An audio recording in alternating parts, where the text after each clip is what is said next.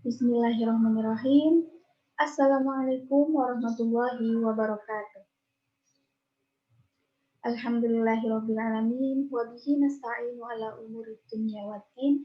Wassalatu wassalamu ala asrofil anbiya'i wal mursalin. Sayyidina wa maulana Muhammadin. Wa ala alihi wa sahbihi ajma'in amma ba'du. Kaifa halukum jami'an? Alhamdulillah. Saya senang sekali mendengar kabar anak-anak sekalian sehat walafiat di tengah pandemi seperti ini, dan semoga anak-anak sekalian selalu diberi kesehatan oleh Allah Subhanahu wa taala. Amin. Amin ya rabbal alamin. Dan harapan besar kita semua bahwa semoga pandemi COVID-19 ini cepat berakhir supaya nantinya kita dapat beraktivitas dan menjalankan pendidikan seperti biasanya. Amin amin ya rabbal alamin.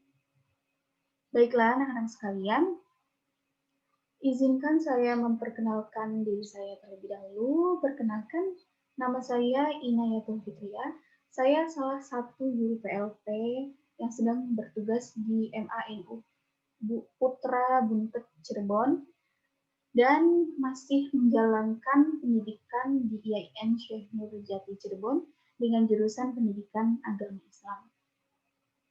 Baik, anak-anak sekalian, saya sudah pernah mengajar di minggu lalu mengenai pola hidup sederhana dan menyantuni para duafa. Untuk pada kesempatan kali ini, kita akan membahas mengenai bab kedua, yaitu ujian dan cobaan. Sebelum kita memulai pembelajaran pada pagi hari ini, alangkah baiknya kita membaca Al-Fatihah terlebih dahulu. Semoga dengan Al-Fatihah ini nantinya kita akan mengerti dan juga memahami pembahasan-pembahasan pada pagi hari ini. Baik, Al-Fatihah. Amin amin ya robbal alamin. Langsung saja kita mulai pembelajaran pada pagi hari ini. Kita akan membahas mengenai apa itu ujian dan cobaan. Namun sebelum kita memulai pada materi kali ini, kita akan sedikit mengulas ke belakang mengenai apa itu pola hidup sederhana dan juga menyantuni para duafa. Kita akan membahas poin-poinnya saja sambil mereview supaya anak-anak sekalian tetap mengingat materi sebelumnya.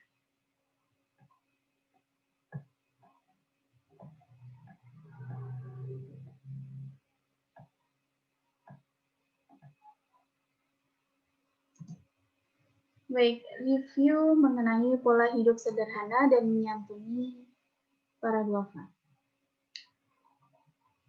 Bahwa kita dianjurkan dan kita diperintahkan oleh Allah Subhanahu wa taala untuk bersederhana dalam hal apapun, bahkan dalam hal beribadah. Bahwa Allah menerangkan dalam firman-Nya, dan janganlah kamu jadikan tanganmu terbelenggu pada lehermu. Maksud dari tangan yang terbelenggu pada leher bahwa kita enggan membantu orang lain dan kita tidak mau mengulurkan tangan kita untuk membantu orang lain. Dalam hal ini, dalam arti ini bisa kita katakan jangan kita kikir atau pelit, dan juga janganlah kamu terlalu mengulurkannya karena itu kamu menjadi tercela dan menyesal. Di sisi lain juga Allah memerintahkan bahwa kita sebagai umatnya jangan terlalu mengulurkan tangan kita atau jangan terlalu kita memberikan bantuan dengan besar-besaran. Bahwa dalam hal wakaf pun di dalam agama Islam telah diatur seberapa banyaknya, dalam hal zakat pun seperti itu, bahwa dalam wakaf kita tidak diperbolehkan mengeluarkan seluruh harta kita untuk diwakafkan, tetapi kita memiliki batas maksimal, yaitu 1/3 dari seluruh harta kita yang boleh diwakafkan. Sehingga memang Allah sudah memerintahkan pada kita untuk tidak terlalu kikir atau pelit dan juga tidak terlalu mengulurkannya. Nah, bagaimana kita hidup dengan sederhana?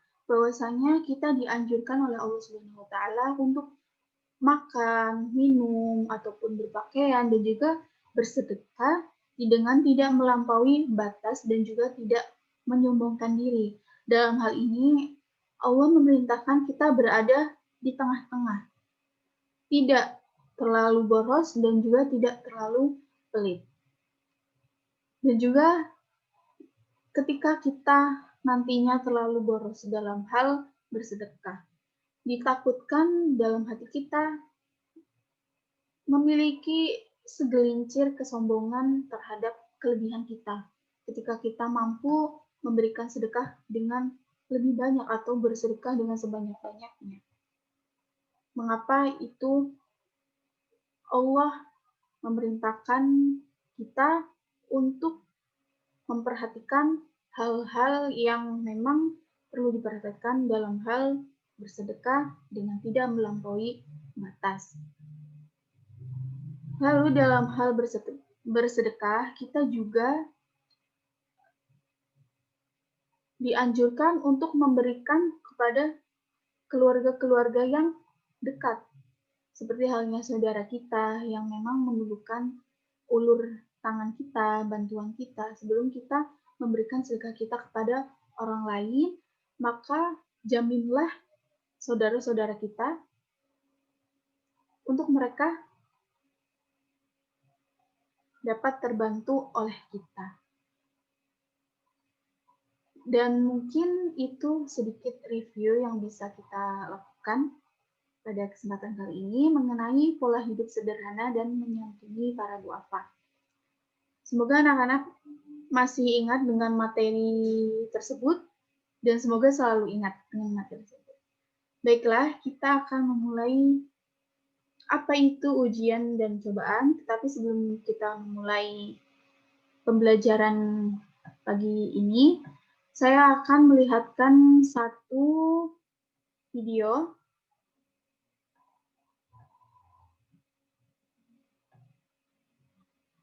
Disilakan untuk anak-anak sekalian dapat memperhatikan video ini.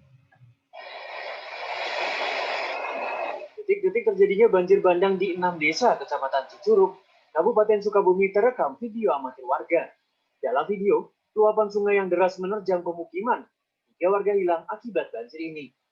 Banjir juga menyeret sejumlah kendaraan yang melintasi jembatan dan terparkir di pinggir jalan. Hujan yang turun sejak Senin siang hingga Senin malam membuat sungai banjir. Sedikitnya 6 rumah hanyut terseret banjir dan 54 rumah rusak berat akibat terjangan banjir. BPBD Kabupaten Sukabumi mencatat 319 kepala keluarga mengungsi akibat rumahnya tidak bisa ditempati dan warga yang ketakutan luapan sungai kembali terjadi. Pihak BPBD masih mencatat banyaknya kerusakan di lapangan karena luasnya luapan sungai. Baiklah, itu tayangan yang anak-anak bisa lihat bahwa salah satu ujian dan cobaan yang Allah berikan itu melalui bencana alam yang Allah berikan. Seperti halnya bencana alam yang telah terjadi pada kisaran bulan lalu atau sekitar 2 bulan yang lalu yang terjadi di Sukabumi, Jawa Barat, yaitu berupa banjir bandang.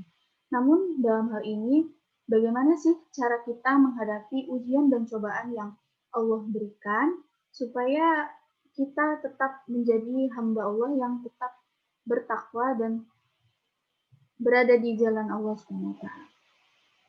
Kita kembali pada waktu ini.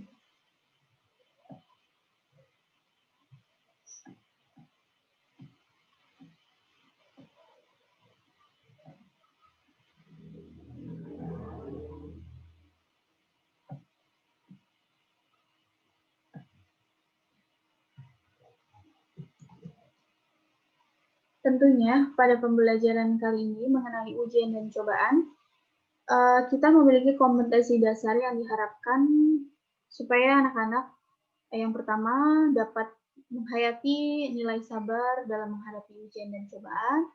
Yang kedua yaitu dapat menunjukkan perilaku sabar dalam hal menghadapi ujian dan juga memiliki sikap optimis sebagai implementasi dari pemahaman materi ujian dan cobaan. Yang ketiga yaitu memahami ayat Al-Quran dan hadis tentang ujian dan cobaan. Dan yang keempat, dapat mendemonstrasikan hafalan ataupun dapat kita ganti melalui menulis ataupun tulisan ringkasan dan arti perkata ayat Al-Quran serta hadis tentang ujian dan cobaan. Mengenai video yang telah anak-anak sekalian lihat dan tonton bersama-sama, kita jadi mengetahui bahwa salah satu bentuk ujian dan cobaan yang Allah berikan yaitu melalui musibah bencana alam ataupun bencana alam hal apapun dalam konteks ataupun banjir bandang, entah itu gunung berapi meletus ataupun lain sebagainya. Perlu kita ketahui, kita akan membedakan apa sih itu ujian, cobaan, dan juga musibah. Baik, yang pertama yaitu ujian. Ujian adalah sesuatu yang diuji yang bertujuan untuk mendapatkan nilai yang tinggi. Dalam hal ini, Allah memberikan ujian kepada hambanya, kepada manusia, tak lain dan tak bukan, supaya Allah meninggikan dan menaikkan derajat manusia tersebut ataupun hambanya. Ketika seorang hamba mampu menghadapi ujian dengan kesabaran dan juga dengan keikhlasan, maka ia akan diangkat derajatnya oleh Allah Subhanahu wa Ta'ala. Dan kita harus meyakini konseptual seperti itu. Yang kedua yaitu mengenai cobaan. Cobaan adalah sesuatu yang diuji yang bertujuan untuk mengetahui seberapa kuat keimanan kita dan juga seberapa sabarnya manusia dalam menghadapi cobaan. Dan Allah memberikan cobaan kepada kita tidak akan melampaui dari batas kemampuan setiap hambanya.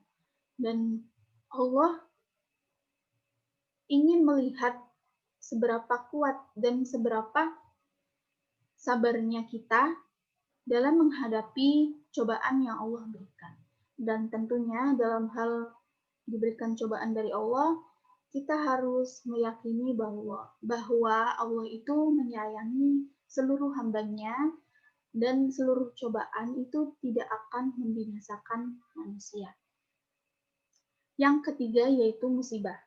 Musibah adalah sesuatu yang terjadi akibat disengaja maupun tidak disengaja yang mengakibatkan kerugian, baik secara itu materi ataupun mental, tetapi pasti di balik musibah tersebut ada hikmah yang dapat kita petik atau yang dapat kita ambil.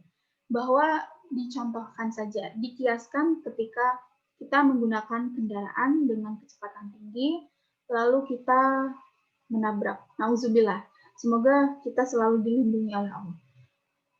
Nauzubillah, lalu melalui musibah tersebut, melalui musibah tabrakan tersebut, secara tidak sengaja mengakibatkan kerugian materi dan juga secara tidak sengaja mental kita mengalami traumatik ataupun rasa trauma yang memang membuat mental kita down, dan hal tersebut pastinya memiliki hikmah di balik musibah tersebut.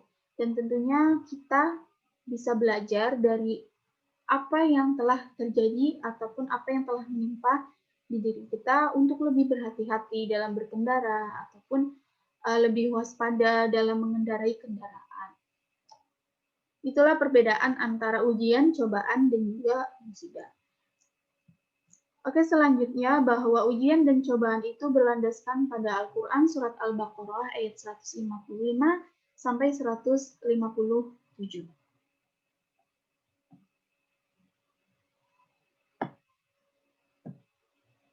A'udzu billahi minasyaitonir rajim.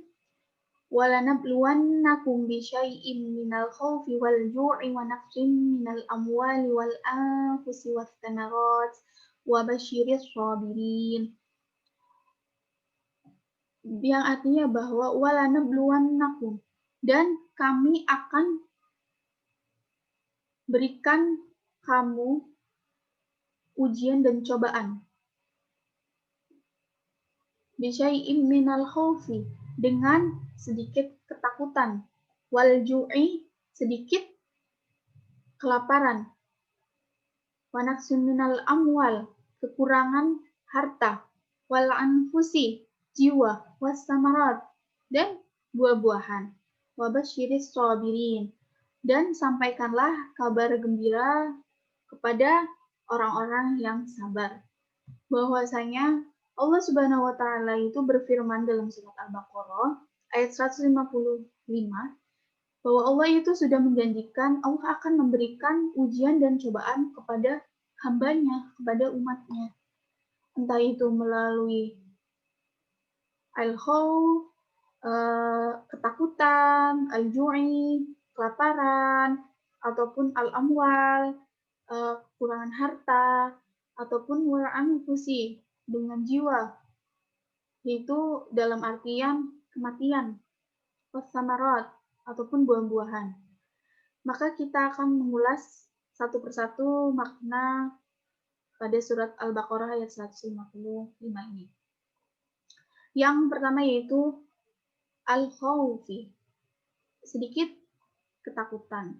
Ketakutan yang di sini bahwasanya ketika ujian dan cobaan yang Allah berikan itu ditimpakan kepada umatnya, maka pastinya setiap umat memiliki rasa ketakutan ataupun kekhawatiran. Ia tidak bisa hidup sampai esok, atau ia tidak bisa menanggung kehidupannya selanjutnya, atau lain sebagainya. Lalu yang kedua yaitu al-ju'i, dengan sedikit kelaparan. Bahwasanya dampak dari bencana alam, misalkan dampak dari bencana alam dapat menyebabkan kita kekurangan makan ataupun kekurangan pasokan bahan pokok, yang mengakibatkan kita mengalami sedikit kelaparan.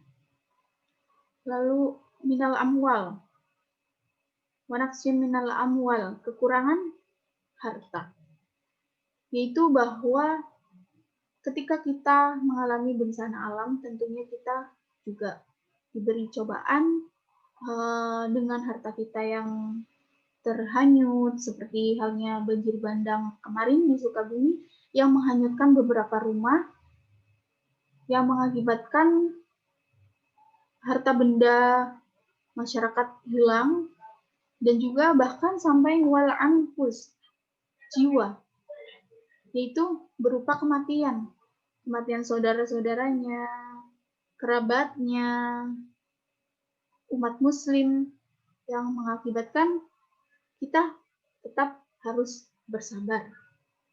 Dan yang terakhir yaitu was-samarat, yaitu buah-buahan.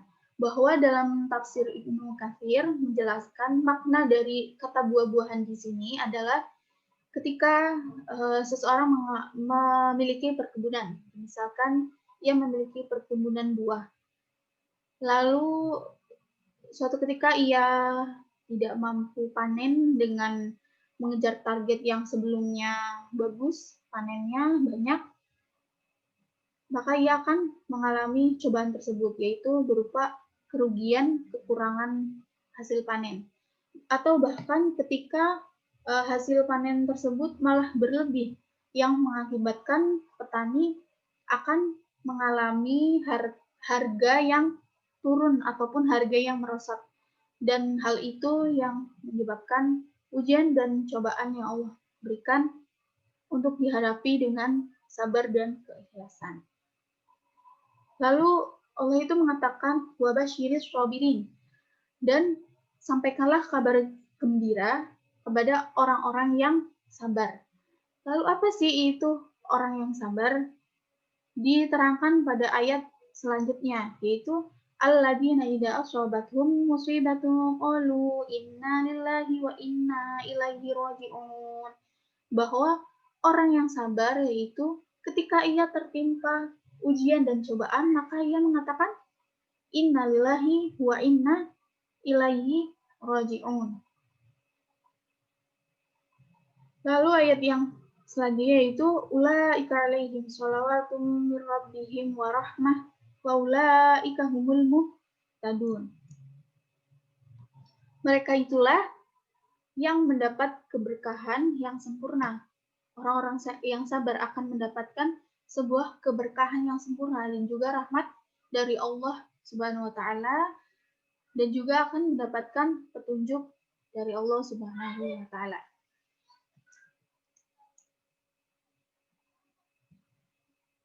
Bisa dilihat anak-anak sekalian bahwa kosakata-kosakata yang dapat kita ingat-ingat sesuai dengan kompetensi dasar yang memang harus dilaksanakan. Anak-anak bisa melihat di layar. Yang pertama yaitu nabluwannakum, sungguh kami memberi cobaan kepadamu. Al-khawfi, tadi ketakutan. Al-ju'i, kelaparan. Naqsim minal amwal, kekurangan harta. Al-anfusi, jiwa. As-samarat, buah-buahan. Basyiri, berilah kabar gembira. Aswabathum, musibah menimpa mereka. Sholawatun, keberkahan. Bahwasanya dalam hal ini Allah sudah menjelaskan bahwa Allah itu pasti akan menguji hambanya. Dan ujian tersebut Allah berikan kepada hambanya agar Allah melihat seberapa sabar si hambanya itu dalam menghadapi ujian dan cobaan yang Allah berikan. Dan juga seberapa berkualitasnya keimanan seorang hamba kepada Allah dalam menghadapi sebuah cobaan dan ujian. Dan tentunya Allah itu tidak akan menguji suatu kaum melebihi kemampuan kaumnya. Dan Allah ingin melihat kejujuran kita dan juga kekufuran kita. Sampai mana kita jujur, ikhlas, dan sabar menghadapi sebuah ujian dan cobaan, atau bahkan kita kufur nikmat atas yang Allah berikan. Dan ujian yang Allah berikan itu masih jauh lebih besar dari rahmat yang telah Allah berikan. Hal ini mengapa harus kita ingat-ingat terus dan terus, bahwa nantinya supaya kita tetap bersyukur dalam hal sebawah mungkin, dalam hal seterpuruk mungkin, supaya kita selalu bersyukur ketika mendapatkan ujian dan cobaan.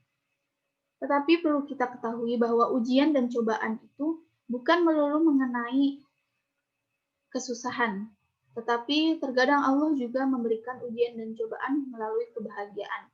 Dalam hal Allah itu ingin mengukur apakah kita bersyukur atas nikmat Allah yang telah Allah berikan ataupun malah kita kufur.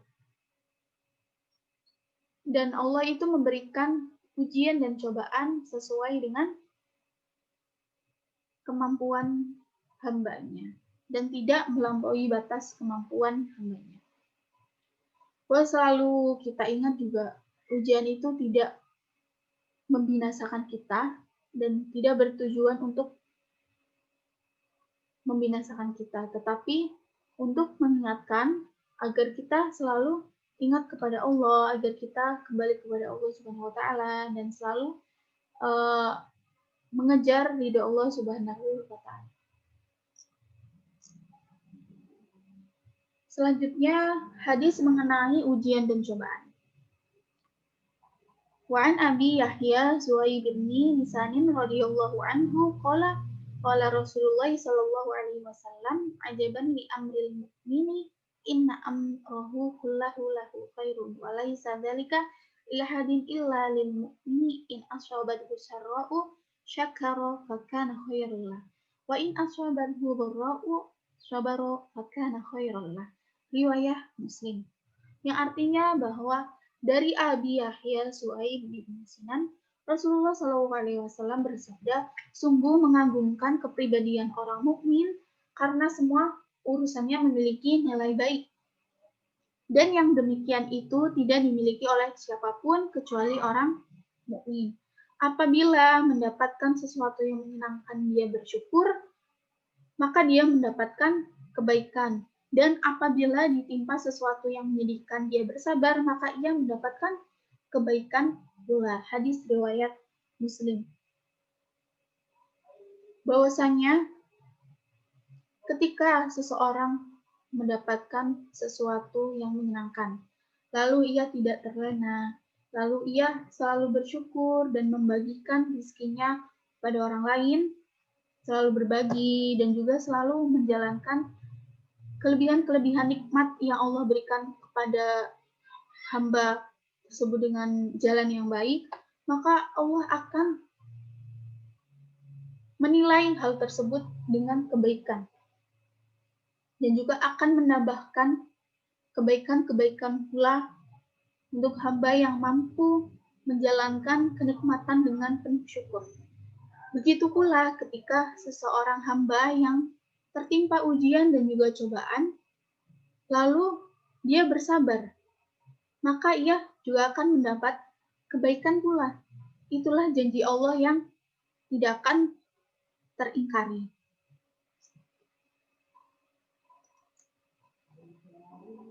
Bahwasanya hikmah dari ujian dan cobaan yang dapat kita ketahui bahwa Allah ingin mengetahui siapa di antara hamba-hambanya yang memang benar-benar berada di atas kesabaran. Ia menjalankan ujian dan cobaannya dengan kesabaran, keikhlasan, dan juga tetap takwa pada jalan Allah Subhanahu wa Ta'ala. Dan juga Allah ingin mengetahui siapa sih hambanya yang berada dalam keputusasaan.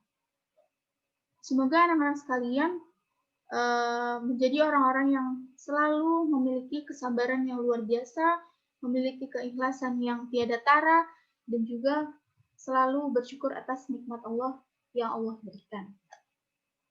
Dan hikmah yang kedua yaitu ujian akan menghapuskan dosa dan juga kesalahan untuk mengangkat derajat kita ketika kita mampu sabar dan juga ikhlas, apalagi kita selalu bertakwa kepada Allah Subhanahu wa Ta'ala, maka kebaikan akan dilipat gandakan oleh Allah dan kebaikan akan terus-menerus Allah berikan kepada kita. Dapat kita yakini bahwa ujian dan cobaan yang Allah berikan semata-mata ketika kita sabar, maka Allah akan menghapuskan dosa dan kesalahan kita. Karena memang Allah akan terus-menerus menguji hambanya sampai hambanya itu berjalan di atas bumi ini tanpa kesalahan. Karena memang Allah ingin memiliki hamba-hamba yang bertakwa kepadanya dan juga selalu mengingat ataupun berada di jalannya.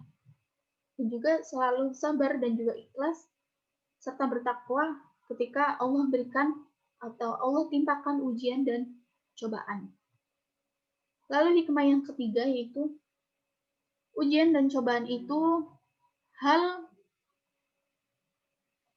yang dapat kita petik bahwa untuk menyadarkan bahwa ujian dan cobaan yang datang itu disebabkan karena kemaksiatan ataupun salah satu penyebabnya adalah kemaksiatan yang kita lakukan di tempo hari ataupun di lampau-lampau hari.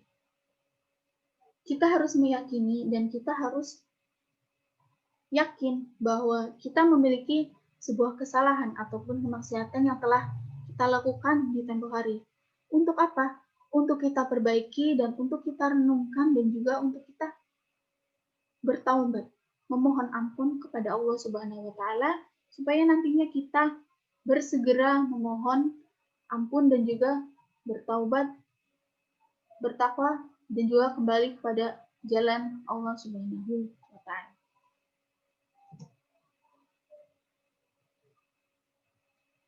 Baik, itu mungkin pembahasan mengenai apa itu ujian dan juga cobaan.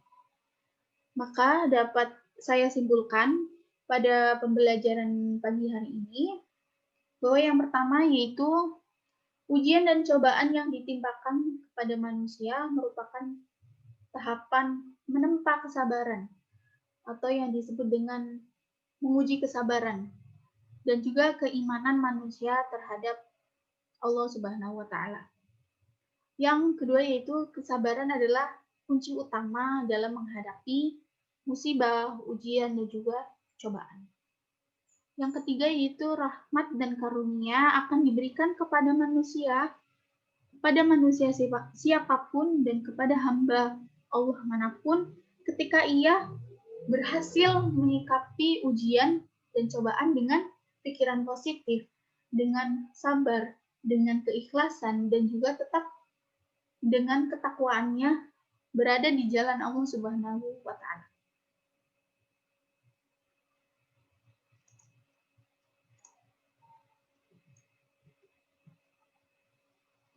Alhamdulillah, pembelajaran kali ini dapat saya sampaikan dan semoga anak-anak sekalian dapat memahami apa yang saya sampaikan tadi. Dan semoga di minggu depan anak-anak sekalian juga tetap sehat walafiat supaya dapat bertemu kembali dengan pembelajaran materi selanjutnya. Untuk itu, itulah yang bisa saya sampaikan, kurang lebihnya mohon maaf.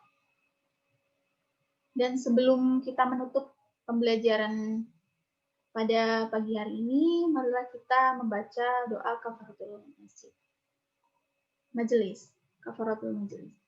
Bismillahirrahmanirrahim. Subhanakallahumma wa bihamdika asyhadu an la ilaha illa anta astaghfiruka wa atubu. Mungkin itu saja yang bisa saya sampaikan.